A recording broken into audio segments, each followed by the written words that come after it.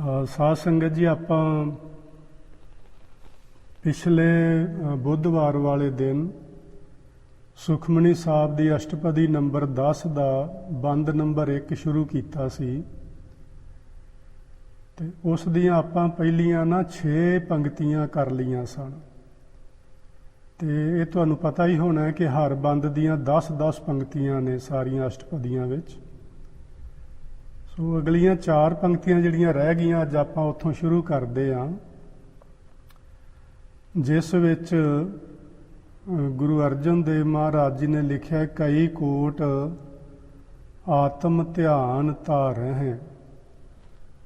ਉਤਲੀਆਂ ਜਿਹੜੀਆਂ 6 ਪੰਕਤੀਆਂ ਸੀ ਉਹਨਾਂ ਵਿੱਚ ਗੱਲ ਕੀਤੀ ਸੀ ਵੀ ਬੜੇ ਹੀ ਕਰੋੜਾਂ ਲੋਕ ਨੇ ਜਿਹੜੇ ਪੂਜਾ ਕਰਦੇ ਨੇ, ਕਰੋੜਾਂ ਹੀ ਲੋਕ ਨੇ ਜਿਹੜੇ ਆਚਾਰ ਵਿਵਹਾਰੀ ਨੇ, ਯਾਨੀ ਧਰਮ ਦੇ ਨਾਂ ਹੇਠਾਂ ਕਰਮ ਕਰਦੇ ਨੇ, ਧਾਰਮਿਕ ਕਰਮ ਜਿਨ੍ਹਾਂ ਨੂੰ ਆਪਾਂ ਕਰਮ ਕਾਂਡ ਵੀ ਆਖ ਸਕਦੇ ਹਾਂ।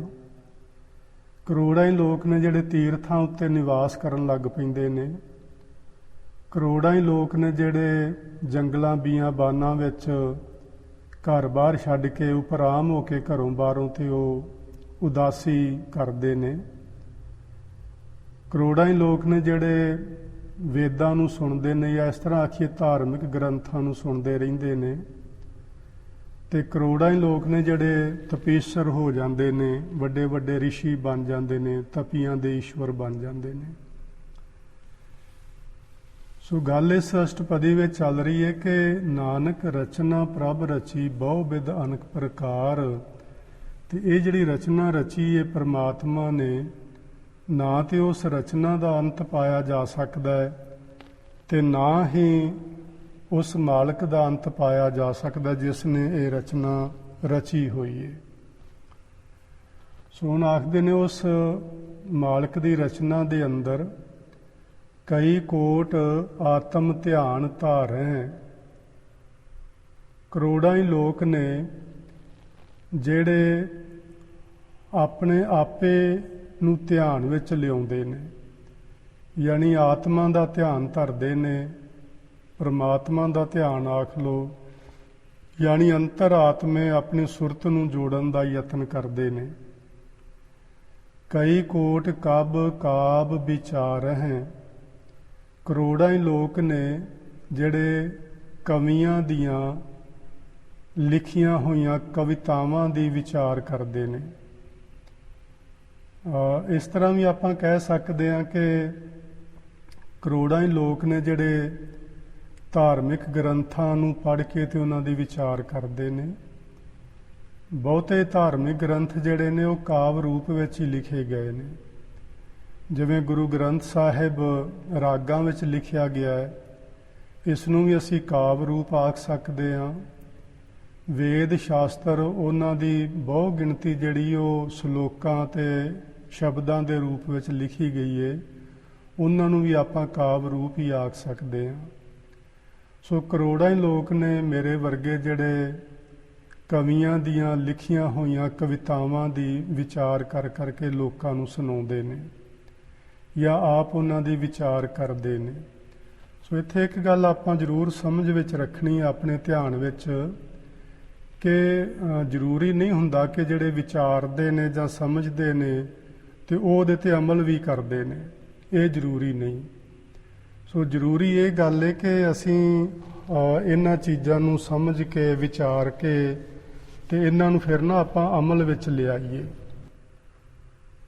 ਕਈ ਕੋਟ ਨਵਤਨ ਨਾਮ ਧਿਆਵਹਿ, ਨਾਨਕ ਕਰਤੇ ਕਾ ਅੰਤ ਨਾ ਪਾਵਹਿ। ਕਰੋੜਾਂ ਹੀ ਲੋਕ ਨੇ ਜਿਹੜੇ ਨਿਤ ਨਵਾਂ ਵਾਹਿਗੁਰੂ ਜੀ ਦਾ ਨਾਮ ਲੈ ਕੇ ਉਹਨੂੰ ਧਿਆਉਂਦੇ ਨੇ, ਯਾਦ ਕਰਦੇ ਨੇ। ਗੁਰਬਾਣੀ ਵਿੱਚ ਨਾ ਇਹ ਜਿਹੜੇ ਨਵਤਨ ਨਾਮ ਦੀ ਗੱਲ ਬਹੁਤ ਥਾਵਾਂ ਤੇ ਕੀਤੀ ਗਈ ਹੈ। ਨਵਤਨ ਦਾ ਤੇ ਮਤਲਬ ਹੈ ਨਵਾਂ, ਤੇ ਨਾਮ ਸ਼ਬਦ ਜਿਹੜਾ ਹੈ ਬਹੁਵਚਨ ਰੂਪ ਵਿੱਚ, ਧਿਆਵਹਿ ਵੀ ਬਹੁਵਚਨ ਰੂਪ ਵਿੱਚ ਹੈ। ਵੀ ਕਰੋੜਾਂ ਹੀ ਲੋਕ ਨੇ ਜਿਹੜੇ ਨਿਤ ਨਵੇਂ ਨਾਮ ਲੈਂਦੇ ਨੇ ਵਾਹਿਗੁਰੂ ਜੀ ਦੇ ਤੇ ਉਹਨਾਂ ਨੂੰ ਧਿਆਉਂਦੇ ਨੇ, ਯਾਨੀ ਧਿਆਨ ਧਰਦੇ ਨੇ। ਇੱਕ ਨਾ ਪੁਰਾਣਿਕ ਗਾਥਾ ਦੇ ਮੁਤਾਬਕ ਦੱਸਦੇ ਨੇ ਕਿ ਜਿਵੇਂ ਇੱਕ ਸ਼ੇਸ਼ ਨਾਗ ਏ, ਉਹ ਜਿਹੜਾ ਸ਼ੇਸ਼ ਨਾਗ ਹੈ ਉਹਦੇ 1000 ਫਨ ਨੇ, ਯਾਨੀ 1000 ਜ਼ਬਾਨਾਂ ਨੇ ਉਹਦੀਆਂ। ਇਸ ਤਰ੍ਹਾਂ ਫਨ ਜੇ ਤੁਸੀਂ ਵੇਖਿਆ ਹੋਣਾ ਹੈ ਕਿ ਉਹ ਸਰਪ ਦੀ ਛੇਜ ਉੱਤੇ ਵਿਸ਼ਨੂੰ ਜੀ ਬਿਰਾਜਮਾਨ ਨੇ, ਤੇ ਸਰਪ ਨੇ ਪਿੱਛੋਂ ਇਸ ਤਰ੍ਹਾਂ ਉਹ ਫਨਾਂ ਜੀਆਂ ਕਰਕੇ ਉਹਨਾਂ ਉੱਤੇ ਐਂ ਛਾਂ ਕੀਤੀ ਹੋਈ ਹੈ। ਉਹ ਦੱਸਦੇ ਨੇ ਉਹਦੀਆਂ 1000 ਨੇ ਉਹ ਫਨਾਂ ਜੀਆਂ ਜੀਬਾਂ ਜਿਹੜੀਆਂ ਨੇ 1000। ਤੇ ਉਹ ਆਪਣੇ ਇਸ਼ਟ ਦੇਵ ਜਿਹਨੂੰ ਉਹ ਵਿਸ਼ਨੂੰ ਜੀ ਆਪਾਂ ਕਹਿੰਦੇ ਆ, ਉਹ ਵਿਸ਼ਨੂੰ ਜੀ ਦੇ ਨਵੇਂ ਨਾਮ ਹਰ ਰੋਜ਼ ਰੱਖਦਾ 1000, ਤੇ ਉਹ ਪੂਰੀ 1000 ਜੀਭ ਨਾਲ ਉਹਦਾ ਗਾਇਨ ਕਰਦਾ, ਸਿਮਰਨ ਕਰਦਾ ਜਾਂ ਉਹਦਾ ਨਾਮ ਜਪਦਾ ਹੈ। ਗੁਰਬਾਣੀ ਵਿੱਚ ਚੌਥੇ ਪਾਤਸ਼ਾਹ ਜੀ ਨੇ ਤੇ ਭਗਤ ਕਬੀਰ ਜੀ ਨੇ ਇਹਦਾ ਬੜਾ ਜ਼ਿਕਰ ਕੀਤਾ ਹੋਇਆ ਹੈ। ਕਬੀਰ ਜੀ ਆਖਦੇ ਨੇ, ਸ਼ੇਖ ਨਾਗ ਤੇਰੋ ਮਰਮ ਨਾ ਜਾਣਾ। ਹੇ ਵਾਹਿਗੁਰੂ, ਭਾਵੇਂ ਜਿਹੜਾ ਸ਼ੇਖ ਨਾਗ ਹੈ, ਸ਼ੇਸ਼ ਨਾਗ ਜਿਹਨੂੰ ਆਪਾਂ ਆਖਦੇ ਹਾਂ, ਭਾਵੇਂ ਉਹ ਨਿਤਾ ਪ੍ਰਤੀ ਵਾਹਿਗੁਰੂ ਆਪਣੇ ਵਿਸ਼ਨੂੰ ਦੇ ਨਵੇਂ ਨਾਮ ਰੱਖ ਕੇ ਤੇ ਉਹ 1000 ਨਵੇਂ ਨਾਂ ਰੱਖ ਕੇ ਉਹਦਾ ਸਿਮਰਨ ਕਰਦਾ ਹੈ, ਪਰ ਇੰਨੀ ਭਗਤੀ ਇੰਨਾ ਸਿਮਰਨ ਕਰਨ ਨਾਲ ਵੀ ਵਾਹਿਗੁਰੂ ਜੀ ਉਹ ਤੇਰਾ ਅੰਤ ਨਹੀਂ ਪਾ ਸਕਦਾ। ਤੇ ਇਸੇ ਤਰ੍ਹਾਂ ਜਿੰਨੇ ਹੋਰ ਵੀ ਲੋਕ ਨੇ ਇਸ ਸੰਸਾਰ ਦੇ ਅੰਦਰ ਵੱਖ-ਵੱਖ ਭਾਂਤ ਨਾਲ ਉਹ ਪ੍ਰਭੂ ਦੀ ਭਗਤੀ ਕਰਦੇ ਨੇ, ਨਾਮ ਸਿਮਰਨ ਕਰਦੇ ਨੇ। ਬਹੁਤ ਲੋਕ ਉੱਤੇ ਜਿਵੇਂ ਦੱਸਿਆ ਸੀ ਤਪ ਸਾਧਨਾਵਾਂ ਕਰਦੇ ਨੇ, ਤੇ ਉਹ ਸਾਰੀਆਂ ਕਰਨ ਦੇ ਬਾਵਜੂਦ ਵੀ ਵਾਹਿਗੁਰੂ ਜੀ ਦਾ ਅੰਤ ਨਹੀਂ ਪਾ ਸਕਦੇ।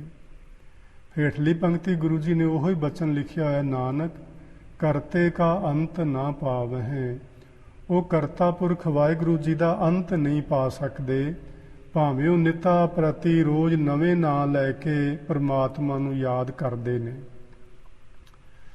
ਸੋ ਇਹ ਜਿਹੜੀ ਆਪਾਂ ਅਸ਼ਟਪਦੀ ਨੰਬਰ 10 ਦਾ ਬੰਦ ਨੰਬਰ 1 ਕੀਤਾ ਹੈ, ਇਹਦੇ ਵਿੱਚ ਕੁਝ ਇਸ ਤਰ੍ਹਾਂ ਦੇ ਵਿਚਾਰ ਗੁਰੂ ਜੀ ਨੇ ਸਾਡੇ ਸਾਹਮਣੇ ਰੱਖੇ ਨੇ ਵੀ ਕਰੋੜਾਂ ਹੀ ਲੋਕ ਪੂਜਾ ਕਰਨ ਵਾਲੇ ਨੇ ਧਰਮ ਮੰਦਿਰਾਂ ਦੇ ਅੰਦਰ, ਘਰਾਂ ਵਿੱਚ ਪਰਮਾਤਮਾ ਦੀਆਂ ਮੂਰਤੀਆਂ ਬਣਾ ਕੇ, ਤਸਵੀਰਾਂ ਬਣਾ ਕੇ ਜਾਂ ਕੋਈ ਹੋਰ ਯਾਦਗਾਰੀ ਚਿੰਨ੍ਹ ਰੱਖ ਕੇ ਰੱਬ ਜੀ ਦਾ, ਤੇ ਉਹਦੀ ਉਹ ਪੂਜਾ ਕਰਦੇ ਨੇ, ਉਹਨੂੰ ਭੋਗ ਆਦਿਕ ਲਵਾਉਂਦੇ ਨੇ ਤੇ ਉਹਦੇ ਅੱਗੇ ਅਰਦਾਸਾਂ ਕਰਦੇ ਨੇ, ਉਹਨਾਂ ਨੂੰ ਪੁਜਾਰੀ ਆਖਦੇ ਨੇ।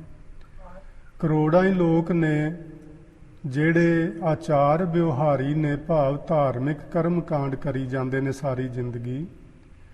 ਕਰੋੜਾਂ ਹੀ ਲੋਕ ਨੇ ਜਿਹੜੇ ਤੀਰਥਾਂ ਉੱਤੇ ਜਾ ਕੇ ਨਿਵਾਸ ਕਰਨ ਲੱਗ ਪੈਂਦੇ ਨੇ। ਆਪਾਂ ਨੂੰ ਇਹ ਵੀ ਪਤਾ ਹੀ ਹੈ ਕਿ ਇਸ ਚੀਜ਼ ਨੂੰ ਧਿਆਨ 'ਚ ਰੱਖਦਿਆਂ ਬਹੁਤ ਲੋਕਾਂ ਨੇ ਕਾਂਸ਼ੀ ਵਿੱਚ ਜਾ ਕੇ ਆਪਣੇ ਘਰ ਬਣਾਏ ਸਨ, ਕਿਉਂਕਿ ਬ੍ਰਾਹਮਣ ਲੋਕਾਂ ਨੇ ਗੱਲ ਫੈਲਾ ਦਿੱਤੀ ਸੀ ਕਿ ਜਿਹੜਾ ਕਾਂਸ਼ੀ ਵਿੱਚ ਅਖੀਰ ਮਰੇਗਾ ਉਹ ਸਵਰਗਾਂ ਨੂੰ ਚਲਾ ਜਾਏਗਾ। ਸੋ ਇਸ ਕਰਕੇ ਬਹੁਤ ਸਾਰੇ ਲੋਕ ਤੀਰਥਾਂ ਉੱਤੇ ਜਾ ਕੇ ਨਿਵਾਸ ਕਰਨ ਲੱਗ ਪਏ ਵੀ ਤੀਰਥਾਂ ਤੇ ਜੇ ਮਰੀਏ ਤੇ ਸਵਰਗਾਂ ਨੂੰ ਚਲੇ ਜਾਈਦਾ ਹੈ। ਕਬੀਰ ਸਾਹਿਬ ਨੇ ਇਸੇ ਹੀ ਗੱਲ ਦਾ ਖੰਡਨ ਕੀਤਾ ਸੀ। ਉਹ ਆਪਣੇ ਅੰਤ ਸਮੇਂ ਉਹ ਯੂਪੀ ਵਿੱਚ ਇੱਕ ਜਗ੍ਹਾ ਹੈ ਉੱਥੇ ਚਲੇ ਗਏ ਸਨ, ਤੇ ਉਹਨਾਂ ਨੇ ਕਾਸ਼ੀ ਨਗਰ ਹੀ ਛੱਡ ਦਿੱਤਾ ਸੀ। ਉਹਨੂੰ ਹਡੰਬਾ ਆਖਦੇ ਨੇ ਜਿੱਥੇ ਉਹ ਚਲੇ ਗਏ ਸਨ। ਸੋ ਬਹੁਤ ਕਰੋੜਾਂ ਲੋਕ ਨੇ ਜਿਹੜੇ ਘਰ-ਬਾਰ ਛੱਡ ਕੇ ਉਦਾਸ ਹੋ ਕੇ ਜੰਗਲਾਂ ਬੀਆਬਾਨਾਂ ਨੂੰ ਚਲੇ ਜਾਂਦੇ ਨੇ।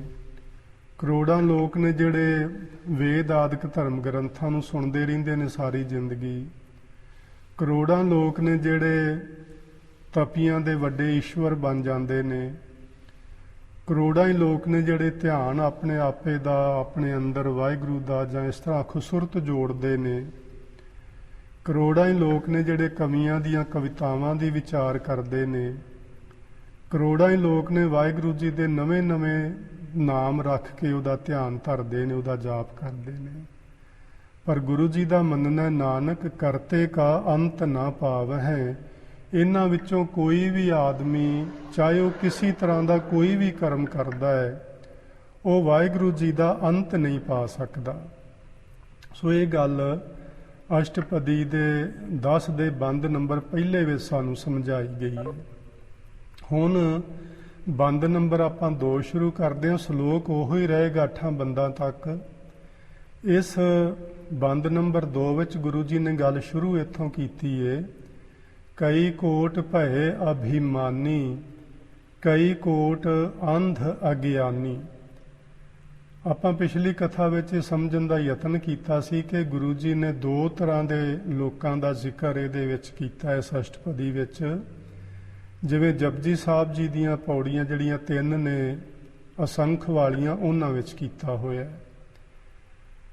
ਇਸੇ ਤਰ੍ਹਾਂ ਇਹਦੇ 'ਚ ਹੁਣ ਦੱਸਦੇ ਨੇ ਕਿ ਕਰੋੜਾਂ ਹੀ ਲੋਕ ਨੇ ਜਿਹੜੇ ਅਭਿਮਾਨੀ ਹੋ ਗਏ ਨੇ। ਅਭਿਮਾਨੀ ਦਾ ਮਤਲਬ ਹੈ ਹੰਕਾਰੀ ਹੋ ਜਾਣਾ। ਉਹਨਾਂ ਨੂੰ ਆਪਣੇ ਸਰੀਰ ਦਾ ਮਾਣ ਹੁੰਦਾ ਹੈ, ਉਹਨਾਂ ਨੂੰ ਆਪਣੇ ਬਲ ਬੁੱਧੀ ਦਾ ਮਾਣ ਹੁੰਦਾ ਹੈ, ਉਹਨਾਂ ਨੂੰ ਆਪਣੇ ਮਾਇਆ ਦਾ ਮਾਣ ਹੁੰਦਾ ਹੈ, ਉੱਚੇ ਅਹੁਦਿਆਂ ਦਾ ਮਾਣ ਹੁੰਦਾ ਹੈ। ਇਸ ਤਰ੍ਹਾਂ ਦੇ ਕਰੋੜਾਂ ਹੀ ਲੋਕ ਨੇ ਸੰਸਾਰ ਵਿੱਚ। ਕਰੋੜਾਂ ਕੀ ਸਾਰੇ ਹੀ ਨੇ, ਮੈਂ ਤੇ ਆਖਾਂਗਾ ਕੋਈ ਵਿਰਲਾ ਹੀ ਬਚਿਆ ਇਸ ਹੰਕਾਰ ਤੋਂ। ਸਾਰੀ ਦੁਨੀਆ ਇਸ ਹੰਕਾਰ ਦੇ ਹੀ ਵਸ ਵਿੱਚ ਆ ਕੇ ਤੇ ਰੱਬ ਜੀ ਨਾਲੋਂ ਅਸੀਂ ਸਾਰੇ ਟੁੱਟੇ ਹੋਏ ਲੋਕ ਹਾਂ। ਸਾਨੂੰ ਸਭਨਾਂ ਨੂੰ ਹੀ ਹੰਕਾਰ ਹੈ ਕਿਸੇ ਨਾ ਕਿਸੇ ਰੂਪ ਵਿੱਚ। ਸੋ ਕਰੋੜਾਂ ਹੀ ਲੋਕ ਨੇ ਜਿਹੜੇ ਅਭਿਮਾਨੀ ਹੋ ਗਏ ਨੇ, ਹੰਕਾਰੀ ਹੋ ਗਏ ਨੇ। ਕਈ ਕੋਟ ਅੰਧ ਅਗਿਆਨੀ, ਕਰੋੜਾਂ ਹੀ ਲੋਕ ਨੇ ਜਿਹੜੇ ਮਹਾਮੂਰਖ ਆਖ ਲਈਏ, ਅੰਧ ਅਗਿਆਨੀ ਦਾ ਮਤਲਬ। ਤੇ ਪ੍ਰੋਫੈਸਰ ਸਾਹਿਬ ਸਿੰਘ ਨੇ ਨਾ ਇਹਦਾ ਅਰਥ ਕੀਤਾ ਜ਼ਾਹਿਲ। ਕਰੋੜਾਂ ਹੀ ਲੋਕ ਨੇ ਜਿਹੜੇ ਜ਼ਾਹਿਲ ਹੋ ਗਏ ਨੇ, ਭਾਵ ਮਹਾਮੂਰਖ ਨੇ। ਤੇ ਅਸੀਂ ਇਸ ਦੁਨੀਆ ਵਿੱਚ ਜੇ ਝਾਤੀ ਮਾਰ ਕੇ ਵੇਖੀਏ ਤੇ ਕਿਸੇ ਨੂੰ ਵੀ ਪੁੱਛੀਏ ਤੇ ਕੋਈ ਵੀ ਮੰਨਣ ਲਈ ਰਾਜੀ ਨਹੀਂ ਕਿ ਮੈਂ ਅਗਿਆਨੀ ਹਾਂ। ਹਰ ਬੰਦਾ ਇਹ ਗੱਲ ਆਖਣ ਨੂੰ ਤਿਆਰ ਹੈ ਕਿ ਮੇਰੇ ਜਿਹਾ ਗਿਆਨਵਾਨ ਹੋਰ ਕੋਈ ਪੁਰਸ਼ ਇਸ ਸੰਸਾਰ ਵਿੱਚ ਹੈ ਹੀ ਨਹੀਂ। ਸਭ ਤੋਂ ਵਧੇਰੇ ਗਿਆਨ ਮੈਨੂੰ ਹੀ ਹੈ, ਮੈਂ ਹੀ ਸਭ ਕੁਝ ਜਾਣਦਾ, ਬਾਕੀ ਲੋਕ ਨਹੀਂ ਜਾਣਦੇ ਮੇਰੇ ਜਿੰਨਾ। ਪਰ ਜੇ ਅਸੀਂ ਇਹਨਾਂ ਸ਼ਬਦਾਂ ਨੂੰ ਵੇਖੀਏ ਤੇ ਇਉਂ ਲੱਗਦਾ ਹੈ ਕਿ ਜਿਵੇਂ ਜਿਹੜਾ ਵੀ ਮਨੁੱਖ, ਚਾਹੇ ਉਹ ਮੈਂ ਆ, ਚਾਹੇ ਤੁਸੀਂ ਹੋ, ਚਾਹੇ ਕੋਈ ਹੋਰ ਹੈ, ਜਿਹੜਾ ਆਪਣੇ ਅੰਦਰ ਆਪਣੇ ਆਪੇ ਨੂੰ ਨਹੀਂ ਪਹਿਚਾਣਦਾ, ਉਹ ਅਸਲ ਵਿੱਚ ਮਹਾ ਅੰਧ ਅਗਿਆਨੀ ਹੈ। ਸੰਸਾਰ ਵਿੱਚ ਸਾਡਾ ਜਿਹੜਾ ਆਉਣ ਦਾ ਪ੍ਰਯੋਜਨ ਹੈ ਉਹ ਇੱਕੋ ਹੀ ਹੈ ਕਿ ਅਸੀਂ ਆਪਣੇ ਆਪੇ ਨੂੰ ਜਾਣ ਲਈਏ। ਅਸੀਂ ਪ੍ਰਮਾਤਮਾ ਜੋ ਸਾਡੇ ਅੰਦਰ ਨਿਵਾਸ ਕਰਦਾ ਉਸ ਨੂੰ ਵੇਖ ਲਈਏ, ਸਮਝ ਲਈਏ, ਪਹਿਚਾਨ ਲਈਏ ਤੇ ਅਸੀਂ ਇਸ ਅਗਿਆਨਤਾ ਭਰੀ ਜ਼ਿੰਦਗੀ ਤੋਂ ਆਜ਼ਾਦ ਹੋ ਸਕੀਏ। ਸੋ ਉਹ ਲੋਕ ਅੰਧ ਅਗਿਆਨੀ ਨੇ ਜਿਹੜੇ ਲੋਕੀ ਆਪਣੇ ਆਪੇ ਦੀ ਪਹਿਚਾਨ ਨਹੀਂ ਕਰ ਪਾ ਰਹੇ, ਜਿਨ੍ਹਾਂ ਨੂੰ ਆਪਣੇ ਆਪੇ ਦਾ ਗਿਆਨ ਨਹੀਂ। ਸੋ ਜੇ ਥੋੜ੍ਹਿਆਂ ਸ਼ਬਦਾਂ ਵਿੱਚ ਆਖਣਾ ਹੋਵੇ ਤੇ ਇਸ ਤਰ੍ਹਾਂ ਆਖਿਆ ਜਾ ਸਕਦਾ ਹੈ ਕਿ ਉਹ ਆਦਮੀ ਮਹਾ ਗਿਆਨੀ ਹੈ ਜਿਸ ਨੂੰ ਆਪਣੇ ਆਪੇ ਦਾ ਗਿਆਨ ਨਹੀਂ। ਸੋ ਬਹੁਤ ਗਿਣਤੀ ਹੈ ਲੋਕਾਂ ਦੀ ਜਿਹੜੇ ਦੁਨੀਆ ਦਾ ਗਿਆਨ ਰੱਖਦੇ ਨੇ। ਅੱਜ ਕੱਲ੍ਹ ਤੇ ਧਰਤੀ ਤੋਂ ਲੈ ਕੇ ਆਕਾਸ਼ ਤੱਕ ਤੇ ਆਕਾਸ਼ ਤੋਂ ਲੈ ਕੇ ਪਤਾਲਾਂ ਤੱਕ ਲੋਕਾਂ ਨੇ ਗਿਆਨ ਇਕੱਠਾ ਕਰ ਲਿਆ ਹੋਇਆ ਹੈ। ਲੇਕਿਨ ਉਹ ਲੋਕ ਮਹਾਮੂਰਖ ਨੇ, ਅੰਧ ਅਗਿਆਨੀ ਨੇ, ਜਿਹੜੇ ਆਪਣੇ ਆਪੇ ਨੂੰ ਨਹੀਂ ਪਹਿਚਾਣ ਪਾ ਰਹੇ, ਜਿਨ੍ਹਾਂ ਨੂੰ ਆਪਣੇ ਆਪੇ ਦਾ ਗਿਆਨ ਨਹੀਂ। ਅੱਗੇ ਆਖਦੇ ਨੇ ਕਈ ਕੋਟ ਕਿਰਪਨ ਕਠੋਰ। ਕਿਰਪਨ ਦਾ ਅਰਥ ਹੁੰਦਾ ਹੈ ਕੰਜੂਸ। ਕੰਜੂਸ ਦਾ ਮਤਲਬ ਹੈ ਜਿਹੜਾ, ਜਿਹਨੂੰ ਅਸੀਂ ਆਪਣੇ ਸ਼ਬਦਾਂ ਵਿੱਚ ਆਖੀਏ ਤੇ ਪੈਸੇ ਦਾ ਪੀਰ ਆਖ ਸਕਦੇ ਹਾਂ। ਜਿਹੜਾ ਪੈਸੇ ਦਾ ਪੀਰ ਹੋਵੇ, ਯਾਨੀ ਉਹ ਪੈਸਾ ਆਈ ਤੇ ਜਾਏ ਪਰ ਉਹਦੇ ਹੱਥ ਵਿੱਚੋਂ ਨਿਕਲੇ ਨਾ, ਬਾਹਰ ਨਾ ਜਾਏ, ਉਸ ਨੂੰ ਕੰਜੂਸ ਆਖਦੇ ਨੇ। ਤੇ ਕਠੋਰ ਦਾ ਮਤਲਬ ਹੁੰਦਾ ਹੈ ਪੱਥਰ ਦਿਲ। ਜਿਸ ਬੰਦੇ ਦਾ ਦਿਲ ਪੱਥਰ ਵਰਗਾ ਏ ਉਹ ਸਿਰਫ ਲੈਣਾ ਹੀ ਜਾਣਦਾ ਹੈ, ਦੇਣਾ ਨਹੀਂ ਜਾਣਦਾ। ਕਿਸੇ ਨੂੰ ਕਿੰਨੀ ਵੱਡੀ ਜ਼ਰੂਰਤ ਹੋਵੇ ਤੇ ਉਹਦੇ ਕੋਲ ਜਿੰਨਾ ਮਰਜ਼ੀ ਧਨ ਪਦਾਰਥ ਵਾਧੂ ਪਿਆ ਹੋਵੇ, ਪਰ ਉਹ ਦੂਜੇ ਦੀ ਲੋੜ ਨੂੰ ਇਸ ਤਰ੍ਹਾਂ ਮਹਿਸੂਸ ਹੀ ਨਹੀਂ ਕਰਦਾ ਤੇ ਇਸ ਤਰ੍ਹਾਂ ਦਾ ਉਹਦਾ ਜੀਵਨ ਹੁੰਦਾ ਹੈ। ਕਿਰਪਨ ਕਠੋਰ ਉਸ ਨੂੰ ਆਖਦੇ ਨੇ। ਪੱਥਰ ਵਰਗਾ ਦਿਲ ਏ, ਕਿਸੇ ਉੱਤੇ ਪਸੀਜਦਾ ਨਹੀਂ ਤੇ ਮਹਾ ਕੰਜੂਸ ਏ। ਇਸ ਤਰ੍ਹਾਂ ਦੇ ਵੀ ਕਰੋੜਾਂ ਲੋਕ ਨੇ। ਕਈ ਕੋਟ ਅਭਿਗ ਆਤਮ ਨਿਕੋਰ। ਆਤਮ ਨਿਕੋਰ ਦਾ ਮਤਲਬ ਹੈ ਮਨ ਕਰਕੇ ਬਿਲਕੁਲ ਕੋਰਾ। ਅਭਿਗ ਦਾ ਮਤਲਬ ਹੈ ਨਾ ਭਿੱਜਣ ਵਾਲਾ, ਜਿਹੜਾ ਕਿਸੇ ਦੇ ਦੁੱਖ ਨੂੰ ਵੇਖ ਕੇ ਦੁਖੀ ਨਹੀਂ ਹੁੰਦਾ, ਜਿਹੜਾ ਕਿਸੇ ਉੱਤੇ ਤਰਸ ਕਰਕੇ, ਦਇਆ ਕਰਕੇ ਉਹਦੀ ਸਹਾਇਤਾ ਨਹੀਂ ਕਰਦਾ, ਉਸ ਨੂੰ ਅਭਿਗ ਆਖਦੇ ਨੇ। ਤੇ ਇੱਕ ਤਰ੍ਹਾਂ ਨਾਲ ਜਿਹੜਾ ਅਭਿਗ ਪੁਰਸ਼ ਹੁੰਦਾ ਹੈ ਉਹ ਪੱਥਰ ਵਰਗਾ ਹੀ ਹੁੰਦਾ ਹੈ। ਪੱਥਰ ਨੂੰ ਤੁਸੀਂ ਹਜ਼ਾਰਾਂ ਸਾਲ ਪਾਣੀ ਵਿੱਚ ਰੱਖ ਛੱਡੋ ਉਹ ਅੰਦਰੋਂ ਸੁੱਕੇ ਦਾ ਸੁੱਕਾ ਹੀ ਰਹਿੰਦਾ, ਪਾਣੀ ਉਹਦੇ ਅੰਦਰ ਦਾਖਲ ਨਹੀਂ ਹੁੰਦਾ। ਸੋ ਇਹ ਅਭਿੱਗ ਆਤਮ ਨਿਕੋਰ, ਯਾਨੀ ਕਿਸੇ ਦੇ ਦੁੱਖ ਨੂੰ ਵੇਖ ਕੇ ਨਾ ਪਸੀਜਣ ਵਾਲਾ, ਨਾ ਤਰਸ ਕਰਨ ਵਾਲਾ, ਤੇ ਆਪਣੇ ਮਨ ਕਰਕੇ ਬਿਲਕੁਲ ਕੋਰਾ, ਇਹੋ ਜਿਹੇ ਵੀ ਕਰੋੜਾਂ ਹੀ ਲੋਕ ਨੇ। ਕਈ ਕੋਟ ਪਰ ਦਰਬ ਕੋ ਹਿਰਹਿ, ਕਰੋੜਾਂ ਹੀ ਲੋਕ ਨੇ ਜਿਹੜੇ ਪਰਾਏ ਧਨ ਨੂੰ ਚੁਰਾ ਲੈਂਦੇ ਨੇ। ਹਿਰਹਿ ਦਾ ਮਤਲਬ ਹੁੰਦਾ ਚੁਰਾ ਲੈਣਾ, ਦਰਬ ਮੈਨੇ ਧਨ। ਸੋ ਇਹਦਾ ਮਤਲਬ ਹੋ ਗਿਆ ਕਿ ਕਰੋੜਾਂ ਹੀ ਲੋਕ ਇਸ ਸੰਸਾਰ ਦੇ ਅੰਦਰ ਚੋਰੀਆਂ ਕਰਨ ਵਾਲੇ ਚੋਰ ਨੇ। ਕਈ ਕੋਟ ਪਰ ਦੁੱਖ ਨਾ ਕਰ ਹੈ, ਕਰੋੜਾਂ ਹੀ ਲੋਕ ਨੇ ਜਿਹੜੇ ਪਰ ਦੁੱਖ ਨਾ ਦਾ ਮਤਲਬ ਹੈ ਪਰਾਇਆ ਦੁੱਖ ਕਰਨਾ, ਪਰਾਈ ਨਿੰਦਿਆ ਕਰਨਾ। ਅਸੀਂ ਪਰਾਇਆ ਦੁੱਖ ਕਦੋਂ ਕਰਦੇ ਹਾਂ? ਜਦੋਂ ਅਸੀਂ ਵੇਖਦੇ ਹਾਂ ਕਿ ਮੇਰਾ ਗੁਆਂਢੀ, ਮੇਰਾ ਕੋਈ ਸ਼ਰੀਕੇ ਬਰਾਦਰੀ ਵਾਲਾ, ਮੇਰਾ ਕੋਈ ਭੈਣ ਭਰਾ ਮੇਰੇ ਤੋਂ ਅੱਗੇ ਨਿਕਲ ਗਿਆ, ਉਹਦੇ ਕੋਲ ਮੇਰੇ ਨਾਲੋਂ ਧਨ ਜ਼ਿਆਦਾ ਹੈ, ਉਹਦੇ ਬੱਚੇ ਮੇਰੇ ਨਾਲੋਂ ਜ਼ਿਆਦਾ ਸਿਆਣੇ ਪੜ੍ਹੇ ਲਿਖੇ ਨੇ, ਉਹ ਜ਼ਿਆਦਾ ਕਮਾਈ ਕਰਦੇ ਨੇ, ਮੇਰੇ ਨਾਲੋਂ ਘਰ ਵੱਡਾ ਹੈ, ਮੇਰੇ ਨਾਲੋਂ ਗੱਡੀਆਂ ਮੋਟਰਾਂ ਵਧੇਰੇ ਨੇ, ਤੇ ਅਸੀਂ ਫਿਰ ਨਾ ਉਸ ਗੱਲ ਤੋਂ ਦੁਖੀ ਹੋ ਜਾਂਦੇ ਹਾਂ। ਫਿਰ ਉਸ ਗੱਲ ਤੋਂ ਦੁਖੀ ਹੋ ਕੇ ਅਸੀਂ ਉਸ ਦੀ ਨਿੰਦਿਆ ਕਰਨੀ ਸ਼ੁਰੂ ਕਰ ਦਿੰਦੇ ਹਾਂ। ਭਾਵੇਂ ਉਹਨੇ ਕਿੰਨਾ, ਉਹ ਜਿੰਨਾ ਵੀ ਧਨ ਕਮਾਇਆ, ਭਾਵੇਂ ਉਹਦਾ ਧਰਮ ਦੀ ਕਿਰਤ ਕਰਕੇ ਕਮਾਇਆ ਹੋਵੇ, ਪਰ ਅਸੀਂ ਫਿਰ ਲੋਕਾਂ ਵਿੱਚ ਇਸ ਤਰ੍ਹਾਂ ਆਖਣਾ ਸ਼ੁਰੂ ਕਰ ਦਿੰਦੇ ਹਾਂ ਵੀ ਉਹ ਲੈ ਠੱਗੀਆਂ ਮਾਰ ਮਾਰ ਇਕੱਠਾ ਕੀਤਾ, ਇਹਨੇ ਕਿਹੜਾ ਕੋਈ ਬੜਾ ਮਿਹਨਤ ਕਰਕੇ ਕਮਾਇਆ। ਅਸੀਂ ਇਸ ਤਰ੍ਹਾਂ ਨਾ ਉਹਦੀ ਫਿਰ ਨਿੰਦਿਆ ਕਰਨੀ ਸ਼ੁਰੂ ਕਰਦੇ ਹਾਂ। ਸੋ ਗੁਰੂ ਜੀ ਦਾ ਮੰਨਣਾ ਹੈ ਕਿ ਇਹ ਸਾਡੇ ਵਰਗੇ 1 2 4 ਆਦਮੀ ਨਹੀਂ ਜਿਹੜੇ ਪਰਾਇਆ ਧਨ ਵੇਖ ਕੇ ਉਹਦੇ ਤੋਂ ਦੁਖੀ ਹੁੰਦੇ ਨੇ ਤੇ ਫਿਰ ਉਸ ਦੀ ਨਿੰਦਿਆ ਕਰਨ ਲੱਗ ਪੈਂਦੇ ਨੇ। ਇਹ ਵੀ ਇਸ ਤਰ੍ਹਾਂ ਦੇ ਕਈ ਕਰੋੜਾਂ ਲੋਕ ਨੇ। ਸੋ ਕਰੋੜਾਂ ਲੋਕ ਇਸ ਸੰਸਾਰ ਦੇ ਅੰਦਰ ਚੋਰ ਨੇ, ਜਿਵੇਂ ਗੁਰੂ ਨਾਨਕ ਸਾਹਿਬ ਨੇ ਆਖਿਆ ਸੀ, ਅਸੰਖ ਚੋਰ ਹਰਾਮ ਖੋਰ। ਇਸ ਤਰ੍ਹਾਂ ਦੇ ਵੀ ਕਰੋੜਾਂ ਹੀ ਲੋਕ ਨੇ, ਅਸੰਖਾਂ ਹੀ ਲੋਕ ਨੇ ਜਿਹੜੇ ਪਰਾਈ ਨਿੰਦਿਆ ਆਦਿ ਕਰਦੇ ਨੇ। ਕਈ ਕੋਟ ਮਾਇਆ ਸ਼ਰਮ ਮਾਹੇ, ਕਈ ਕੋਟ ਪਰਦੇਸ ਪਰਮਾਹੇ। ਕਰੋੜਾਂ ਹੀ ਇਹੋ ਜਿਹੇ ਲੋਕ ਨੇ, ਸ਼ਰਮ ਮੈਨੇ ਹੁੰਦਾ ਮਿਹਨਤ, ਉਹ ਸਿਰਫ ਤੇ ਸਿਰਫ ਮਾਇਆ ਵਾਸਤੇ ਹੀ ਜ਼ਿੰਦਗੀ ਲਗਾ ਦਿੰਦੇ ਨੇ। ਉਹ ਆਪਣੀ ਜ਼ਿੰਦਗੀ ਨੂੰ ਕਦੀ ਵੀ ਇਸ ਤਰ੍ਹਾਂ ਨਹੀਂ ਸੋਚਦੇ ਕਿ ਅਸੀਂ ਕੇਵਲ ਮਾਇਆ ਨੂੰ ਕਮਾਉਣ ਵਾਸਤੇ ਹੀ ਨਹੀਂ ਪੈਦਾ ਕੀਤੇ ਗਏ, ਸਗੋਂ ਸਾਡੇ ਜੀਵਨ ਦਾ ਇਸ ਤੋਂ ਕੋਈ ਹੋਰ ਉਚੇਰਾ ਕੋਈ ਮਕਸਦ ਹੈ।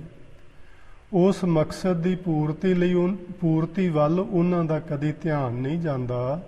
ਸਿਰਫ ਤੇ ਸਿਰਫ ਸਾਰੀ ਜ਼ਿੰਦਗੀ ਉਹ ਮਾਇਆ ਦੀ ਖਾਤਰ ਹੀ ਗੁਜ਼ਾਰ ਕੇ ਚਲੇ ਜਾਂਦੇ ਨੇ।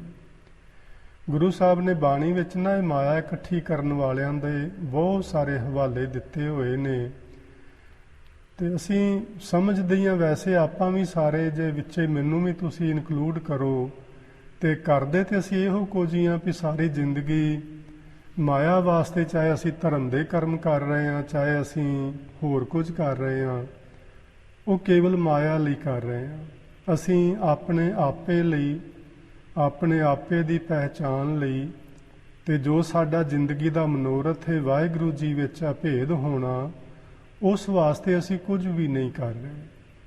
ਸੋ ਅਸੀਂ ਯਤਨ ਕਰਨਾ ਹੈ ਕਿ ਮਾਇਆ ਨੂੰ ਕਮਾਉਂਦੇ ਹੋਏ, ਧਰਮ ਦੀ ਕਿਰਤ ਆਦਿ ਕਰਦੇ ਹੋਏ, ਅਸੀਂ ਆਪਣੀ ਜ਼ਿੰਦਗੀ ਦੇ ਮਕਸਦ ਨੂੰ ਪਹਿਚਾਣੀਏ।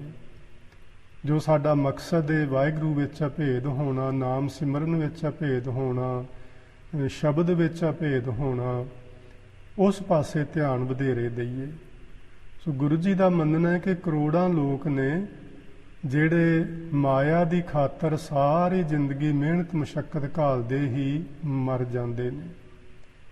ਕਈ ਕੋਟ ਪਰਦੇਸ ਪਰਮਾਹੇ, ਇਹਦੇ ਵਿੱਚ ਆਪਾਂ ਸਾਰੇ ਹੀ ਆ ਜਾਾਂਗੇ। ਹੁਣ ਜਿੰਨੇ ਵੀ ਆਪਾਂ ਇੱਥੇ ਬੈਠੇ ਆ, ਅਸੀਂ ਸਾਰੇ ਪਰਦੇਸ ਵਿੱਚ ਇੱਥੇ ਕਿਸੇ ਮਾਂ ਨੂੰ ਨਹੀਂ ਸਾਂ ਮਿਲਣ ਆਏ, ਸਿਰਫ ਮਾਇਆ ਵਾਸਤੇ ਹੀ ਆਏ ਸਾਂ। ਜਿੰਨੇ ਵੀ ਲੋਕ ਬਾਹਰਲੇ ਮੁਲਕਾਂ ਤੋਂ ਇੱਥੇ ਆਏ ਨੇ, ਉਹ ਸਾਰੇ ਦੇ ਸਾਰੇ ਹੀ ਮਾਇਆ ਵਾਸਤੇ ਇੱਥੇ ਆਏ ਨੇ। ਸੋ ਗੁਰੂ ਜੀ ਦਾ ਮੰਨਣਾ ਹੈ ਕਿ ਅਸੀਂ ਥੋੜੇ ਜਿਹੇ ਲੋਕ ਨਹੀਂ, ਕਰੋੜਾਂ ਲੋਕ ਨੇ ਜਿਹੜੇ ਇੱਥੋਂ ਹੋਰ ਕਿਤੇ ਚਲੇ ਜਾਂਦੇ ਨੇ, ਉੱਥੋਂ ਕਿਤੇ ਹੋਰ ਚਲੇ ਜਾਂਦੇ ਨੇ, ਦੇਸਾਂ ਪ੍ਰਦੇਸਾਂ ਵਿੱਚ ਘੁੰਮਦੇ ਫਿਰਦੇ ਨੇ, ਕਾਹਦੇ ਲਈ? ਸਿਰਫ ਮਾਇਆ ਨੂੰ ਇਕੱਠੀ ਕਰਨ ਵਾਸਤੇ। ਸੋ ਇਹ ਜਿਹੜੀ ਮਾਇਆ ਹੈ, ਇਹਦੇ ਬਾਰੇ ਸਾਨੂੰ ਗੁਰੂ ਜੀ ਨੇ ਇਸ ਤਰ੍ਹਾਂ ਵੀ ਸਮਝਾਇਆ ਹੋਇਆ ਕਿ ਬਾਬਾ ਮਾਇਆ ਸਾਥ ਨਾ ਹੋਏ। ਇਹ ਜਿਹੜੀ ਮਾਇਆ ਹੈ ਨਾ ਸੰਸਾਰ ਦੀ, ਇਹ ਸੰਸਾਰ ਦੇ ਵਿੱਚ ਤੇ ਸਾਨੂੰ ਸੁੱਖ ਦਿੰਦੀ ਹੈ, ਸਾਨੂੰ ਇਹਦੇ ਦੁਆਰਾ ਸਾਰੀਆਂ ਸਹੂਲਤਾਂ ਮਿਲਦੀਆਂ ਨੇ। ਮਾਇਆ ਇੰਨੀ ਮਾੜੀ ਵੀ ਨਹੀਂ, ਇਹ ਸੰਸਾਰ ਵਿੱਚ ਇਹ ਸਾਡੇ ਬੜੇ ਕੰਮ ਸਵਾਰਦੀ ਹੈ, ਸਾਨੂੰ ਸੁੱਖ ਦਿੰਦੀ ਹੈ, ਮਾਣ ਵਡਿਆਈ ਦਿਵਾਉਂਦੀ ਹੈ, ਇੱਜ਼ਤ ਦਿਵਾਉਂਦੀ ਹੈ। ਅਸੀਂ ਇਸ ਮਾਇਆ ਨਾਲ ਦੂਜਿਆਂ ਦੀ ਸੇਵਾ ਕਰ ਸਕਦੇ ਹਾਂ। ਲੇਕਿਨ ਇੱਥੇ ਗੱਲ ਕਰਦੇ ਨੇ ਗੁਰੂ ਜੀ, ਕਈ ਕੋਟ ਮਾਇਆ ਸ਼ਰਮ ਮਾਹੀ। ਕਰੋੜਾਂ ਲੋਕ ਨੇ ਜਿਹੜੇ ਸਿਰਫ ਮਾਇਆ ਨੂੰ ਕਮਾਉਣ ਵਾਸਤੇ ਹੀ ਲੱਗੇ ਨੇ, ਉਹਨਾਂ ਦਾ ਧਿਆਨ ਹੋਰ ਕਿਸੇ ਪਾਸੇ ਜਾਂਦਾ ਹੀ ਨਹੀਂ। ਉਹਨਾਂ ਦੀ ਗੱਲ ਕੀਤੀ ਹੈ ਵੀ ਇਹ ਪ੍ਰਦੇਸਾਂ ਵਿੱਚ ਭਟਕਦੇ ਫਿਰਦੇ ਨੇ ਸਿਰਫ ਤੇ ਸਿਰਫ ਮਾਇਆ ਵਾਸਤੇ। ਸੋ ਆਪਾਂ ਯਤਨ ਕਰਨਾ ਹੈ ਕਿ ਮਾਇਆ ਦੀ ਖਾਤਰ ਭਟਕਣਾ ਤੋਂ ਬਚ ਕੇ, ਵੈਸੇ ਤੁਸੀਂ ਤੇ ਸਾਰੇ ਬਚ ਹੀ ਗਏ ਜੀ, ਹੁਣ ਛੱਡ ਦਿੱਤੀਆਂ ਨੌਕਰੀਆਂ, ਜੌਬਸ ਵਗੈਰਾ, ਤੇ ਘਰ ਵਿਹਲੇ ਬੈਠੇ ਜੇ ਆਰਾਮ ਨਾਲ।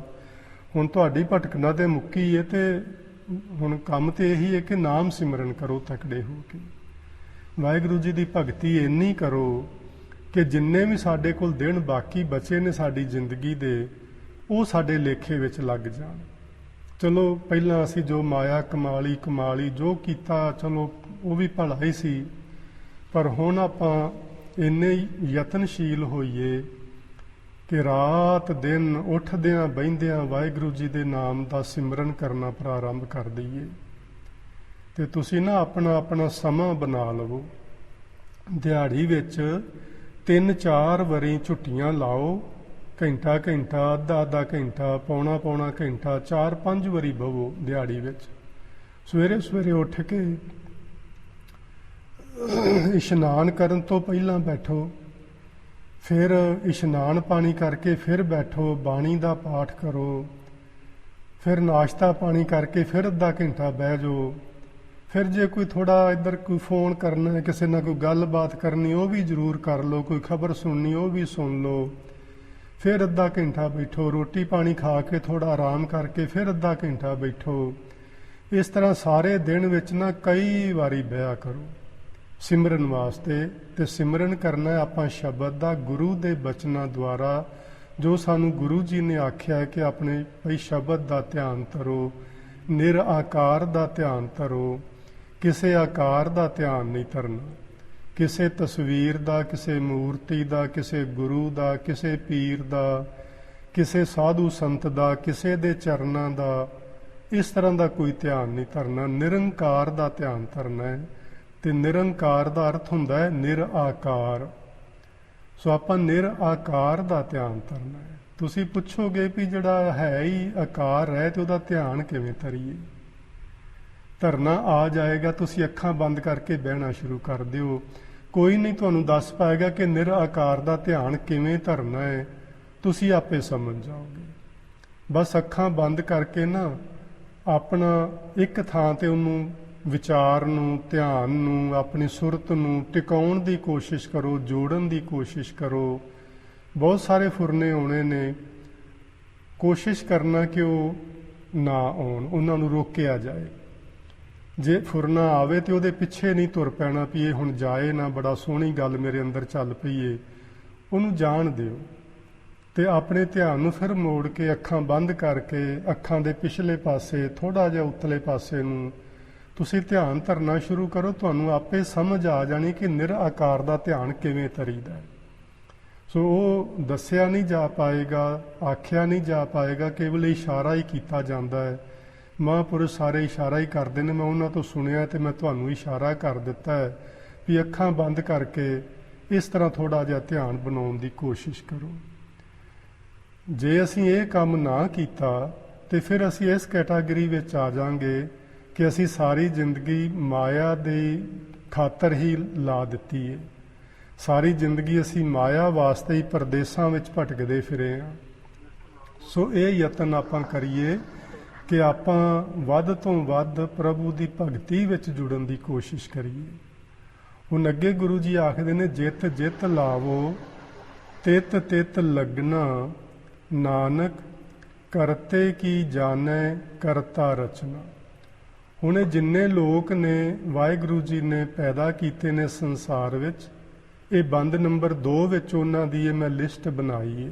ਬੰਦ ਨੰਬਰ 1 ਵਿੱਚ ਉੱਤੇ ਆਪਾਂ ਵੇਖ ਲਈਏ, ਇਹ ਬੰਦ ਨੰਬਰ 2 ਵਿੱਚ ਇਹ ਸਾਡੇ ਜਿਹੇ ਲੋਕਾਂ ਦੀ ਲਿਸਟ ਹੈ।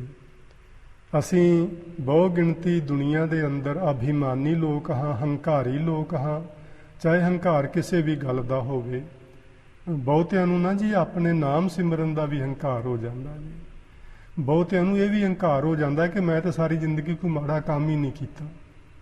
ਬਹੁਤਿਆਂ ਨੂੰ ਇਹ ਹੰਕਾਰ ਹੋ ਜਾਂਦਾ ਕਿ ਮੈਂ ਤੇ ਬੜੀ ਸੇਵਾ ਕੀਤੀ ਹੈ, ਵੇਖੋ ਜਿਹੜਾ ਵੀ ਮੇਰੇ ਦਰ ਤੇ ਆਇਆ ਮੈਂ ਕਦੀ ਖਾਲੀ ਨਹੀਂ ਮੁੜਨ ਦਿੱਤਾ, ਮੈਂ ਜ਼ਰੂਰ ਉਹਦੀ ਝੋਲੀ ਭਰ ਕੇ ਭੇਜਿਆ।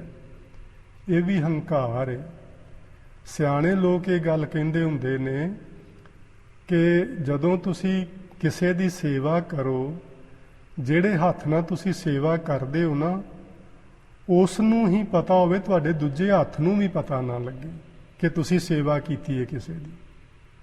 ਤੇ ਜਦੋਂ ਕਿਸੇ ਦੀ ਸੇਵਾ ਕਰੋ, ਮਨ ਵਿੱਚ ਇਹ ਗੱਲ ਹੋਵੇ ਕਿ ਮੈਂ ਇਸ ਆਦਮੀ ਦੀ ਸੇਵਾ ਨਹੀਂ ਕਰ ਰਿਹਾ, ਇਸ ਆਦਮੀ ਦੇ ਅੰਦਰ ਜਿਹੜਾ ਵਾਹਿਗੁਰੂ ਬੈਠਾ ਹੋਇਆ, ਪ੍ਰਮਾਤਮਾ ਦੀ ਅੰਸ਼ ਹੈ ਜਿਹੜੀ, ਮੈਂ ਉਸ ਨੂੰ ਜਾਣ ਕੇ ਇਸ ਰੱਬ ਦੇ ਬੰਦੇ ਦੀ ਸੇਵਾ ਕਰਦਾ, ਮੈਂ ਅਸਲ ਵਿੱਚ ਵਾਹਿਗੁਰੂ ਦੀ ਸੇਵਾ ਕਰਦਾ, ਇਹਦੇ ਦੁਆਰਾ, ਇਹਦੇ ਰਾਹੀਂ। ਸੋ ਮੈਨੂੰ ਕਈ ਵਾਰੀ ਲੱਗਦਾ ਕਿ ਜੇ ਤੁਹਾਨੂੰ ਕੋਈ ਸੇਵਾ ਦਾ ਮੌਕਾ ਦੇਵੇ ਨਾ, ਉਹਦੇ ਤੇ ਹੰਕਾਰ ਕਰਨਾ ਤੇ ਬੜੀ ਮਾੜੀ ਗੱਲ ਹੈ, ਸਗੋਂ ਉਹਦਾ ਸ਼ੁਕਰਗੁਜ਼ਾਰ ਹੋਣਾ ਚਾਹੀਦਾ। ਮੈਂ ਕਈਆਂ ਨੂੰ ਜਾਣਦਾ ਜਿਹੜੇ ਲੋਕ ਕਿਸੇ ਦੀ ਸੇਵਾ ਕਰਕੇ ਨਾ ਉਹਦੇ ਅੱਗੇ ਹੱਥ ਜੋੜਦੇ ਨੇ ਕਿ ਤੇਰਾ ਬੜਾ ਹੀ ਧੰਨਵਾਦ ਹੈ, ਤੂੰ ਮੈਨੂੰ ਸੇਵਾ ਕਰਨ ਦਾ ਮੌਕਾ ਦਿੱਤਾ ਹੈ। ਸੋ ਇਸ ਤਰ੍ਹਾਂ ਸਾਨੂੰ ਆਪਣੇ ਆਪ ਨੂੰ ਨਿਮਰਤਾ ਵਿੱਚ ਲਿਆਉਣਾ, ਨਿਵਾਨ ਵਿੱਚ ਲਿਆਉਣਾ, ਹੰਕਾਰ ਦਾ ਤਿਆਗ ਕਰਨਾ। ਸੋ ਅਸੀਂ ਅਭਿਮਾਨੀ ਨਹੀਂ ਬਣਨਾ। ਕਰੋੜਾਂ ਹੀ ਲੋਕ ਅਭਿਮਾਨੀ ਨੇ ਇਸ ਸੰਸਾਰ ਦੇ ਅੰਦਰ। ਕਰੋੜਾਂ ਹੀ ਲੋਕ ਅੰਧ ਗਿਆਨੀ ਨੇ ਜਿਨ੍ਹਾਂ ਨੂੰ ਆਪਣੇ ਆਪੇ ਦਾ ਹੀ ਗਿਆਨ ਨਹੀਂ। ਸੋ ਆਪਣੇ ਆਪੇ ਦਾ ਗਿਆਨ ਪ੍ਰਾਪਤ ਕਰਨ ਲਈ ਸਾਨੂੰ ਹੋਰ ਕੁਝ ਨਹੀਂ ਕਰਨ ਦੀ ਲੋੜ, ਕੋਈ ਕਿਤਾਬਾਂ ਪੜ੍ਹਨ ਦੀ ਲੋੜ ਨਹੀਂ। ਮੈਂ ਕੱਲ ਪਰਸੋਂ ਨਾ ਇੱਕ ਰਮਨ ਕਰਕੇ ਹੋਏ ਨੇ, ਮਹਾਰਿਸ਼ੀ ਰਮਨ ਕਰਕੇ, ਉਹਨਾਂ ਦੀ ਇੱਕ ਆਪਣੀ YouTube ਤੇ ਗੱਲਬਾਤ ਸੁਣਦਾ ਸਾਂ ਪਿਆ। ਉਹ ਇਹ ਗੱਲ ਕਹਿ ਰਹੇ ਸਨ ਕਿ ਦੁਨੀਆ ਦੇ ਜਿੰਨੇ ਵੀ ਧਾਰਮਿਕ ਗ੍ਰੰਥ ਨੇ ਉਹ ਪੜ੍ਹਨੇ ਚਾਹੀਦੇ ਨੇ, ਤੇ ਪੜ੍ਹਨੇ ਸਿਰਫ ਉਦੋਂ ਤੱਕ ਚਾਹੀਦੇ ਨੇ ਜਦੋਂ ਤੱਕ ਤੁਹਾਨੂੰ ਇਹ ਸਮਝ ਆ ਜਾਏ ਕਿ ਮੇਰੇ ਜੀਵਨ ਦਾ ਮਕਸਦ ਕੀ ਹੈ। ਜਦੋਂ ਇਹ ਗੱਲ ਸਮਝ ਆ ਜਾਏ ਕਿ ਮੇਰੇ ਜੀਵਨ ਦਾ ਮਕਸਦ ਕੀ ਹੈ ਤੇ ਉਸ ਮਕਸਦ ਦੀ ਮੈਂ ਪੂਰਤੀ ਕਿਵੇਂ ਕਰ ਸਕਦਾ, ਉਸ ਤੋਂ ਬਾਅਦ ਕਿਤਾਬਾਂ ਪੜ੍ਹਨ ਦੀ ਲੋੜ ਨਹੀਂ। ਉਹਨਾਂ ਦਾ ਇਹ ਮੰਨਣਾ ਹੈ, ਮੇਰਾ ਵੀ ਇਹ ਮੰਨਣਾ ਹੈ ਕਿ ਜੇ ਅਸੀਂ ਸਾਰੀ ਜ਼ਿੰਦਗੀ, ਹੁਣ ਮੈਂ ਨਾ 2-3 ਵਾਰੀ ਪੜ੍ਹ ਲਈਏ ਬੰਦਗੀਨਾਮਾ ਕਿਤਾਬ, ਤੁਸੀਂ ਵੀ ਸਾਰਿਆਂ ਨੇ ਜ਼ਰੂਰ ਪੜ੍ਹੀ, ਅਸੀਂ ਕਲਾਸ ਵਿੱਚ ਵੀ ਇੱਕ ਵਾਰੀ ਉਹਨੂੰ ਸਾਰੀ ਨੂੰ ਪੜ੍ਹ ਲਿਆ ਹੈ, ਤੁਸੀਂ ਬੁੱਧਵਾਰ ਵਾਲੀ ਕਲਾਸ ਵਿੱਚ ਵੀ ਸਾਰੀ ਕਿਤਾਬ ਉਹ ਪੜ੍ਹ ਲਈਏ। ਹੁਣ ਤੁਸੀਂ ਵੀ ਆਪੇ ਅੰਦਾਜ਼ਾ ਲਾਓ ਤੇ ਮੈਂ ਵੀ ਲਾਵਾਂ ਵੀ ਜੇ ਉਸ ਕਿਤਾਬ ਵਿੱਚ ਆਖੇ ਹੋਏ ਬਚਨ ਅਸੀਂ ਕਮਾਉਂਦੇ ਨਹੀਂ, ਉਹਨਾਂ ਨੂੰ ਮੰਨਦੇ ਨਹੀਂ, ਤੇ ਭਾਵੇਂ ਉਹਨੂੰ 10 ਵਾਰੀ ਪੜ੍ਹ ਲਈਏ ਕੀ ਲਾਭ ਹੋਣਾ ਹੈ। ਤੇ ਜੇ ਇੱਕੋ ਵਾਰੀ ਪੜ੍ਹ ਲਈ ਹੋਵੇ ਤੇ ਉਹਦੇ ਵਿੱਚ ਜਿਹੜੀਆਂ ਗੱਲਾਂ ਆਖੀਆਂ ਗਈਆਂ ਨੇ ਵੀ ਕਿਵੇਂ ਸਿਮਰਨ ਕਰਨਾ, ਦੇਖੋ ਉਹਦੇ ਵਿੱਚ ਸਾਰੀਆਂ ਜੁਗਤੀਆਂ, ਵਿਧੀਆਂ, ਵਿਧਾਨ ਸਭ ਦੱਸੇ ਗਏ ਨੇ ਵੀ ਤੁਸੀਂ ਇਸ ਢੰਗ ਨਾਲ ਉੱਠੋ, ਇਸ ਢੰਗ ਨਾਲ ਬੈਠੋ, ਇਸ ਤਰ੍ਹਾਂ ਧਿਆਨ ਧਰੋ, ਇਸ ਤਰ੍ਹਾਂ ਸਿਮਰਨ ਕਰੋ, ਇਹਨਾਂ ਮਾੜੇ ਮਾੜੇ ਕਰਮਾਂ ਦਾ ਤਿਆਗ ਕਰ ਦਿਓ, ਆਹ ਚੰਗੇ ਚੰਗੇ ਕਰਮ ਨੇ, ਇਹਨਾਂ ਨੂੰ ਅਪਣਾ ਲਓ ਜ਼ਿੰਦਗੀ 'ਚ। ਜੇ ਆਪਾਂ ਉਹਨਾਂ ਬਚਨਾਂ ਨੂੰ ਜ਼ਿੰਦਗੀ 'ਚ ਅਪਣਾ ਲਈਏ ਤੇ ਮੈਨੂੰ ਲੱਗਦਾ ਦੁਬਾਰਾ ਪੜ੍ਹਨ ਦੀ ਜ਼ਰੂਰਤ ਨਹੀਂ। ਸੋ ਅਸੀਂ ਕਿਤਾਬਾਂ ਹੀ ਪੜ੍ਹਨ ਤੇ ਮੈਨੂੰ ਲੱਗਦਾ ਕਈ ਵਾਰੀ ਅਸੀਂ ਸਾਰੀ ਜ਼ਿੰਦਗੀ ਲਾ ਦਿੰਦੇ ਹਾਂ। ਫਿਰ ਅਸੀਂ ਨਾ ਕਿਤਾਬ ਪੜ੍ਹ ਕੇ ਦੂਜਿਆਂ ਨੂੰ ਦੱਸਣ ਤੁਰ ਪੈਂਦੇ ਹਾਂ ਵੀ ਆਹ ਇੱਕ ਆਰਟੀਕਲ ਛਪਿਆ ਬੜਾ ਵਧੀਆ। ਇਹ ਕੋਈ ਮਾੜੀ ਗੱਲ ਨਹੀਂ, ਚੰਗੀ ਗੱਲ ਹੈ, ਦੂਜੇ ਨੂੰ ਵੀ ਰਾਹ ਪਤਾ ਲੱਗ ਜਾਏ, ਪਰ ਅਸੀਂ ਨਾ ਇਸੇ ਕੰਮ ਹੀ ਲੱਗੇ ਰਹਿੰਦੇ ਹਾਂ। ਤੇ ਸੁਣਨ ਵਾਲਾ ਵੀ, ਪੜ੍ਹਨ ਵਾਲਾ ਵੀ ਪੜ੍ਹ ਲੈਂਦਾ, ਸੁਣ ਲੈਂਦਾ, ਤੇ ਤੁਰਦਾ ਉਹ ਵੀ ਨਹੀਂ ਅੱਗੇ, ਕਿਉਂਕਿ ਆਪਾਂ ਵੀ ਨਹੀਂ ਤੁਰੇ ਹੁੰਦੇ। ਸੋ ਗੱਲ ਇਸ ਤੋਂ ਅੱਗੇ ਨਿਕਲਣਾ ਆਪਾਂ ਵੀ ਕਿਤਾਬਾਂ ਜ਼ਰੂਰ ਪੜ੍ਹਨੀਆਂ ਨੇ, ਧਾਰਮਿਕ ਗ੍ਰੰਥ, ਪੋਥੀਆਂ, ਗੁਰੂ ਗ੍ਰੰਥ ਸਾਹਿਬ ਮਹਾਰਾਜ ਦੀ ਪਵਿੱਤਰ ਬਾਣੀ ਆਪਾਂ ਜ਼ਰੂਰ ਪੜ੍ਹਨੀ ਹੈ। ਲੇਕਿਨ ਇਹ ਨਹੀਂ ਕਿ ਸਾਰੀ ਉਮਰ ਹੁਣ ਪੜ੍ਹਦੇ ਹੀ ਰਹੀਏ, ਅੱਗੇ ਹੀ ਨਾ ਵਧੀਏ, ਅੱਗੇ ਕੁਝ ਹੋਰ ਕਰੀਏ ਹੀ ਨਾ। ਸੋ ਆਪਣੇ ਆਪੇ ਦਾ ਗਿਆਨ ਹੋ ਜਾਣਾ, ਜਦੋਂ ਸਮਝ ਆ ਜਾਏ ਕਿ ਮੇਰੀ ਜ਼ਿੰਦਗੀ ਦਾ ਇਹ ਲਕਸ਼ ਹੈ, ਉਦੋਂ ਉਹਨਾਂ ਚੀਜ਼ਾਂ ਨੂੰ ਘੱਟ ਕਰ ਦਿਓ ਤੇ ਫਿਰ ਨਾਮ ਸਿਮਰਨ ਵਿੱਚ ਜੁੜ ਜਾਓ। ਕਿਰਪਨ ਕਠੋਰ ਨੇ, ਲੋਕ ਬਹੁਤ ਇਸ ਦੁਨੀਆ ਦੇ ਅੰਦਰ ਕੰਜੂਸ ਨੇ, ਉਹਨਾਂ ਦੇ ਹਿਰਦੇ ਪੱਥਰਾਂ ਵਰਗੇ ਨੇ। ਜਿਵੇਂ ਗੁਰੂ ਗੋਬਿੰਦ ਸਿੰਘ ਮਹਾਰਾਜ ਨੇ ਇੱਕ ਛੋਟੀ ਜਿਹੀ ਸਾਖੀ ਨਾਲ ਆਪਾਂ ਨੂੰ ਸਮਝਾਇਆ ਸੀ, ਉਹ ਪੱਥਰ ਅਤੇ ਪਤਾਸੇ ਵਾਲੀ ਕਹਾਣੀ ਤੁਹਾਨੂੰ ਸਾਰਿਆਂ ਨੂੰ ਆਉਂਦੀ ਹੋਣੀ ਹੈ। ਪੱਥਰ ਪੱਥਰ ਹੀ ਰਹਿੰਦਾ ਹੈ, ਪਤਾਸਾ ਘੁਲ ਮਿਲ ਜਾਂਦਾ ਹੈ ਪਾਣੀ ਵਿੱਚ। ਉਹ 10 ਮਿੰਟ ਬਾਅਦ ਪਤਾਸਾ ਲੱਭਦਾ ਨਹੀਂ, ਤੇ ਪੱਥਰ ਜੁੱਗਾਂ ਤੱਕ ਪਿਆ ਰਵੇ ਤੇ ਪੱਥਰ ਹੀ ਪਿਆ ਰਹਿੰਦਾ ਹੈ। ਉਸ ਕਹਾਣੀ ਦਾ ਜਿਹੜਾ ਤਾਤਪਰਜ ਹੈ ਨਾ, ਉਹ ਇਹ ਨਹੀਂ ਹੈ ਕਿ ਪੱਥਰ ਤੇ ਪਤਾਸਾ।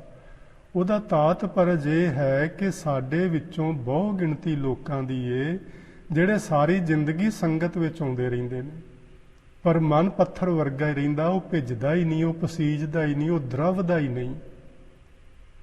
ਬਹੁਤ ਘੱਟ ਲੋਕ ਹੁੰਦੇ ਨੇ ਜਿਹੜੇ ਸੰਗਤ ਵਿੱਚ ਆਉਂਦੇ ਨੇ ਤੇ ਉਹ ਸੰਗਤ ਵਿੱਚ ਆ ਕੇ ਗੁਰੂ ਮਹਾਰਾਜ ਦੀ ਬਾਣੀ ਸੁਣ ਕੇ, ਸ਼ੁਭ ਵਿਚਾਰ ਸੁਣ ਕੇ ਉਹਨਾਂ ਵਿੱਚ ਘੁਲ ਮਿਲ ਜਾਂਦੇ ਨੇ। ਉਹਨਾਂ ਦੀ ਹਉਮੈ ਮਰ ਜਾਂਦੀ ਹੈ, ਆਪਣੱਤ ਖਤਮ ਹੋ ਜਾਂਦੀ ਹੈ, ਤੇ ਉਹ ਫਿਰ ਉਸ ਮਾਲਕ ਦਾ ਰੂਪ ਹੀ ਬਣ ਜਾਂਦੇ ਨੇ। ਉਹ ਕਠੋਰਤਾ ਵਾਲਾ ਜਿਹੜਾ ਉਹਨਾਂ ਦਾ ਹੈਗਾ ਨਾ, ਉਹ ਛੱਡਦੇ ਨਹੀਂ। ਅਭਿੱਗ ਆਤਮ ਨਿਕੋਰ ਦਾ ਮਤਲਬ ਅਭਿੱਜ ਰਹਿੰਦੇ ਨੇ, ਮਨ ਕਰਕੇ ਉਹ ਕੋਰੇ ਰਹਿੰਦੇ ਨੇ।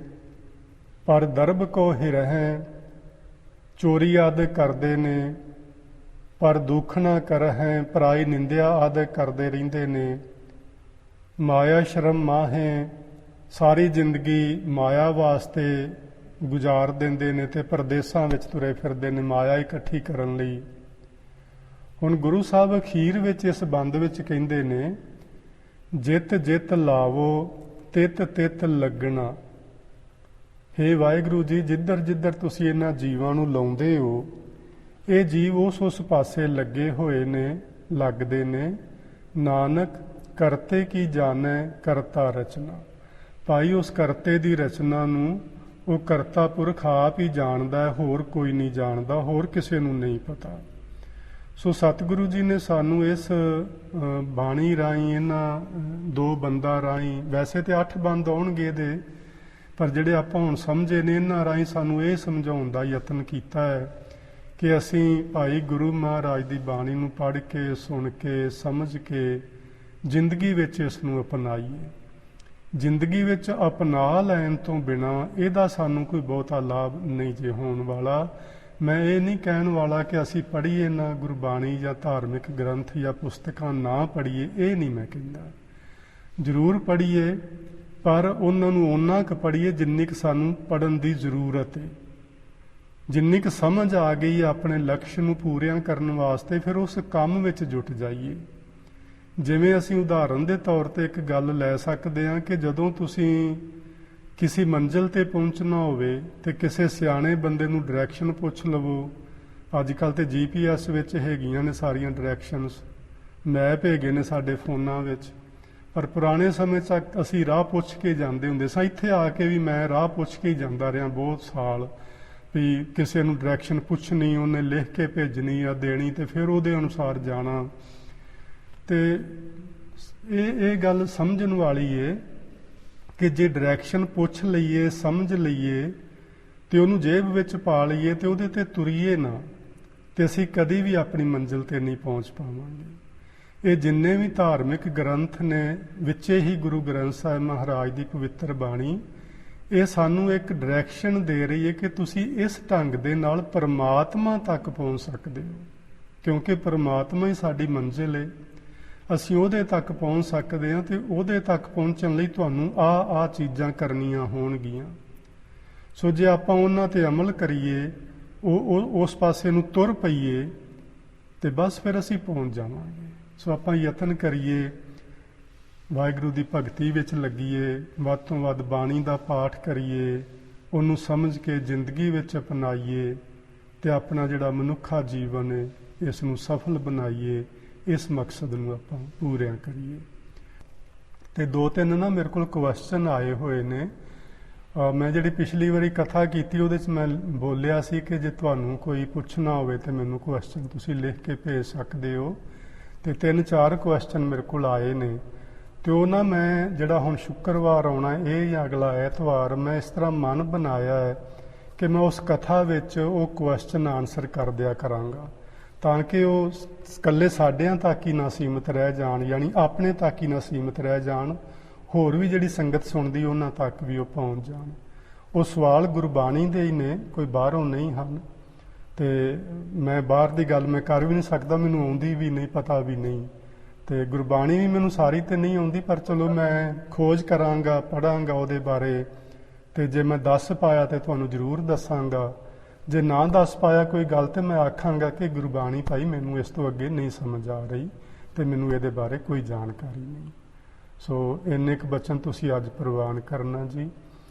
ਬੇਅੰਤ ਪ੍ਰਕਾਰ ਦੀਆਂ ਭੁੱਲਾਂ ਤੇ ਹੁੰਦੀਆਂ ਹੀ ਨੇ, ਇਹ ਤੇ ਆਪਾਂ ਕਹਿ ਹੀ ਨਹੀਂ ਪਾਵਾਂਗੇ ਕਿ ਅਸੀਂ ਭੁੱਲ ਨਹੀਂ ਕਰਦੇ। ਸੋ ਉਹਦੇ ਲਈ ਮੈਂ ਤੁਹਾਡੇ ਤੋਂ, ਗੁਰੂ ਜੀ ਤੋਂ, ਸਾਰੀ ਸੰਗਤ ਤੋਂ ਮੈਂ ਖਿਮਾ ਚਾਹਾਂਗਾ ਤੇ ਆਸ ਕਰਾਂਗਾ ਕਿ ਆਪਾਂ ਸ਼ੁੱਕਰਵਾਰ ਸ਼ਾਮ ਨੂੰ ਇਸ ਵਾਰੀ ਕੋਈ ਵੀ ਟੈਕਨੀਕਲ ਜਿਹੜੀ ਪ੍ਰੋਬਲਮ ਹੈ ਉਹ ਨਹੀਂ ਆਏਗੀ। ਤੇ ਕਿਉਂਕਿ ਮੇਰੀ ਗੁਰਦੀਪ ਵੀਰ ਜੀ ਨਾਲ ਗੱਲ ਹੋ ਗਈ ਹੈ ਤੇ ਸਹੀ ਟਾਈਮ ਤੇ ਆਪਾਂ ਕਥਾ ਸ਼ੁਰੂ ਕਰਾਂਗੇ, ਜਿਹੜੀ ਲਾਈਵ ਕਥਾ ਹੈ। ਤੇ ਤੁਸੀਂ ਸਾਰੇ ਭੈਣ ਭਰਾ ਇਸ ਤਰ੍ਹਾਂ ਦਰਸ਼ਨ ਤੇ ਨਹੀਂ ਉਹਦੇ ਵਿੱਚ ਹੁੰਦੇ, ਪਰ ਚਲੋ ਮੈਨੂੰ ਇਸ ਤਰ੍ਹਾਂ ਲੱਗਣ ਲੱਗ ਪੈਂਦਾ ਕਿ ਤੁਸੀਂ ਸੁਣਦੇ ਹੀ ਹੋ ਪਏ। ਪਹਿਲੇ ਦਿਨ ਲੱਗਿਆ ਸੀ ਕਿ ਕੋਈ ਵੀ ਨਹੀਂ ਸੁਣਦਾ, ਮੈਂ ਇਕੱਲਾ ਹੀ ਬੋਲੀ ਜਾਂਦਾ। ਪਰ ਚਲੋ ਹੁਣ ਆਪਾਂ ਇੱਥੇ ਫਤਿਹ ਆਖਦਾ ਮੈਂ। ਵਾਹਿਗੁਰੂ ਜੀ ਕਾ ਖਾਲਸਾ